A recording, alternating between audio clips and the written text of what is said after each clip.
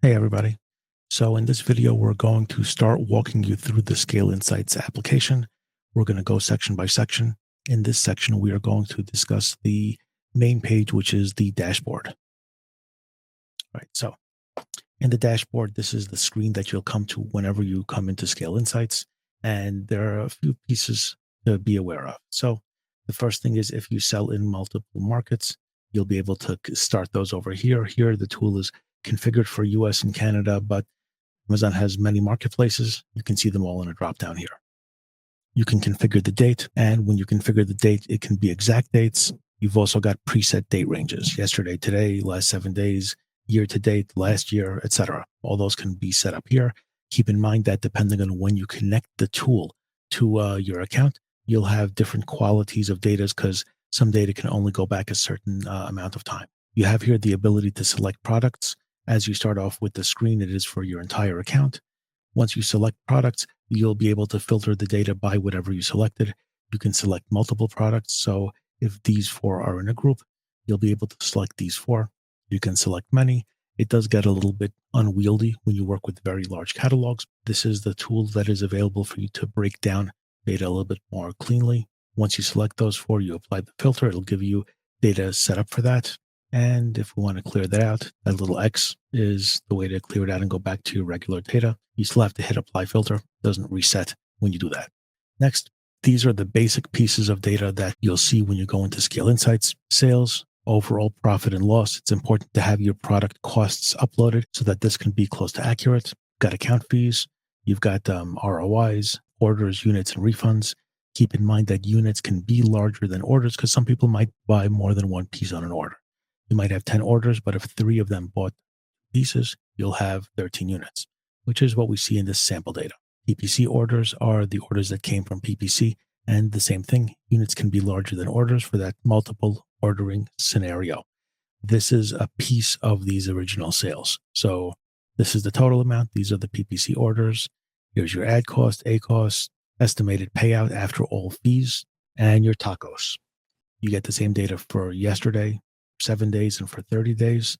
I will go out of my way to say that today's data is usually not accurate. A lot of the data is not updated yet. Advertising cost in particular, anything regarding ads, is not accurate at all in the same day. The next day, it's like 75, 80% accurate. And then once you start going further back than one full day, then it gets more and more accurate. It takes up to 14 days for everything to be attributed properly. Yesterday, 7 days, 30 days, these are a lot more accurate in terms of what your costs are. So this is what you should be using as your reference. I don't like looking at the same day for anything that has to do with ads, except for a few small scenarios. You can see data over time in a bunch of dimensions. So it typically is going to cover the range, which is in the window above, 11th July through 10th of August. You got 11th of July through 8th of August. Interesting. It should be the same amount of time, but you do have a time frame of data here. And there are several dimensions. One is the distribution of sales, which is organic to ads. You can see here organic. You can see promotions, which are coupon and related items. And then you've got PPC units. Profit and loss distribution, once you go over to that, these are the different pieces that make up your costs. So refunds, promotional costs, PPC costs, FBA fees, profits, and sales. Sales should be the top line. Everything else fits inside of that. Units, basically, these are the total units, PPC units, and promotional units. Sessions is an indicator of the traffic.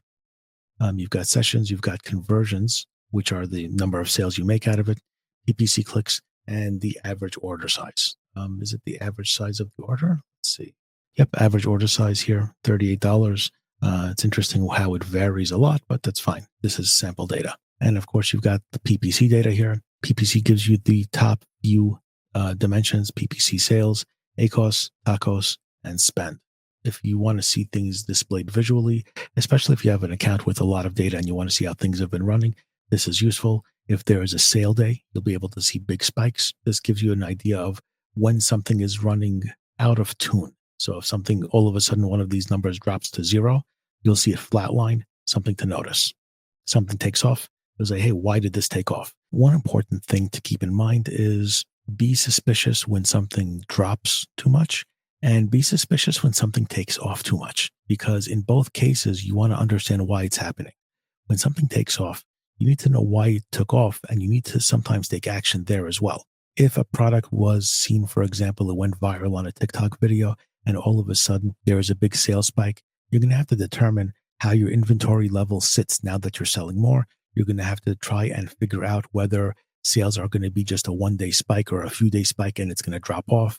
If one is the new high, how inventory sits again compared to the sales volume you expect. Do you need to pull back on ads because you might not need them as much because of the sales spike? There are a bunch of things to notice when things get too busy, and you want to evaluate that and understand what's going on, try to take advantage of it, or be careful about the things which will need some adjustments for you.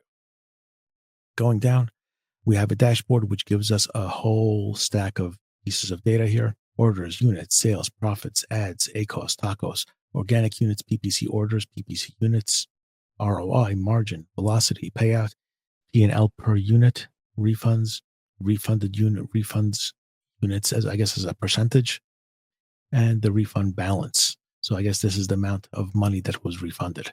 I don't think I need to define every one of these. If you do, let me know and we'll spend the time to do that. So you've got that every single one of these over the time frame being discussed: today, yesterday, 7 days, etc. Sales by date, you can see them trailing down, although that is going to need to be, this pivots. So when you're looking here, this is for these day periods, but this sales by date ends up happening by ASIN. There's that. Sorry about the scrolling up and down. Account level fees are here. These are things which are not assigned to an individual SKU. So inventory fees and reimbursement fees are a lot of times not for an individual SKU. They are at an account level. Lost inventory, etc. You'll see these adjustments here. In addition to these, you've got a few extra calculators here.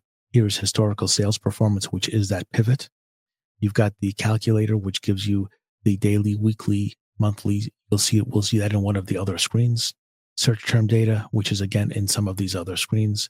Keywords and automation actions is the history of actions that were taken on a SKU. You can see these here. The sales data in detail comes from that link. Product data, keyword data, etc. All of these things are here. This just hops you over to those screens. You can select how many items you want on a page. Personally, for the purpose of data, I like more data on the screen, just so I have to tab over to fewer screens. There are only 11 SKUs here, so it's not so relevant, but these are the options that are available. So that's your dashboard. This is meant to be an overview, and it's meant to be the jumping off point before you go into the rest of an account.